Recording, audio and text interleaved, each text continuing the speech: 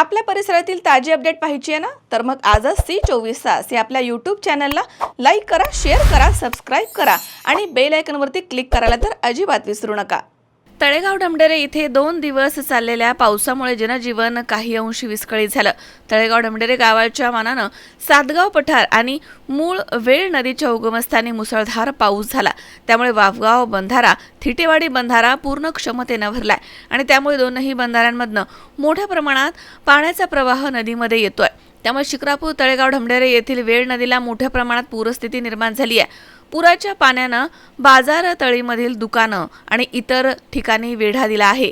नावर, शिरूर, दौंडकडे जाणारी वाहतूक पूर्णपणे थांबलेली आहे. शिरूर तालुक्यातील तळेगाव डमडेरे या ठिकाणी वेळ नदीनं आपलं रौद्र रूप धारण केलं आणि नदी पात्र पाणी सोडून बाहेर आलं आहे.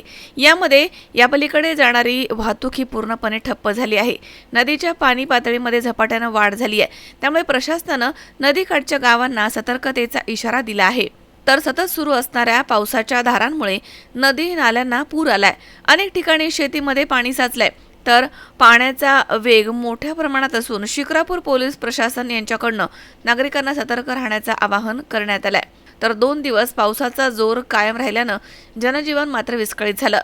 रस्त्यावरील भराव वाहून गेलाय. त्यामुळे तात्पुरत्या स्वरूपामध्ये नावरा कासारी बायपास सर्व प्रकारच्या वाहतुकीसाठी बंद करण्यात आला आहे. शिक्रापूर पोलीस नागरिकांच्या सुरक्षिततेसाठी सज्ज आहेत. कडेकोट बंदोबस्त तैनात करण्यात आलाय. तळेगाव डमडेरे येथील PMPMLची बस सेवेचे ऑफिस 3 फूट पाण्यामध्ये आहे. वेळ नदीचा महाकाय रुद्र अवतार पाहून मोठं नुकसान होण्याची शक्यता वर्तवली जाते. तर या मोठ्या पाण्याच्या प्रवाहामुळे अनेक गावांचा संपर्क तुटलाय. त्यामुळे जनजीवन विस्कळीत झालंय. तर काल मुरळ ओढ आणि तळेगाव डमडेरे आणि नावराला जोडणाऱ्या पुलावरती 10 फूटपर्यंत फेसाचा थर दिसून आला. हा फेस पाण्यामध्ये रसायनयुक्त सांडपाणी सोडल्यानं झालाय. या ओढ्यावरती असणारे अनेक केमिकलयुक्त आणि सर्रास वापर करणाऱ्या कंपन्या आहेत. पण सध्या परिस्थिती पाहता हितसंबंध जोपासण्यासाठी अनेक पदाधिकारी या ठिकाणी या कंपनीमध्ये जात आहेत. त्यामुळे शेत बरोबर आरोग्य यांचा देखील प्रश्न ऐरणीवरती आलाय. या महापुरामध्ये मोठ्या प्रमाणात नुकसान दरम्यान या महापुरामध्ये मोठं नुकसान होणार हे मात्र नक्की. मी बाळासाहेब राजाराम लांडे पाटील, तळेगाव डमडेरे सामाजिक कार्यकर्ता. आज या ठिकाणी खूप मोठा आनंद होत आहे की आपल्या तळेगाव डमडेरेमधून जी वेळ नदी वाहते त्याला अनेक वर्षाच्या नंतर इतक्या मोठ्या प्रमाणावरती पाणी नदीला आलेलं आहे.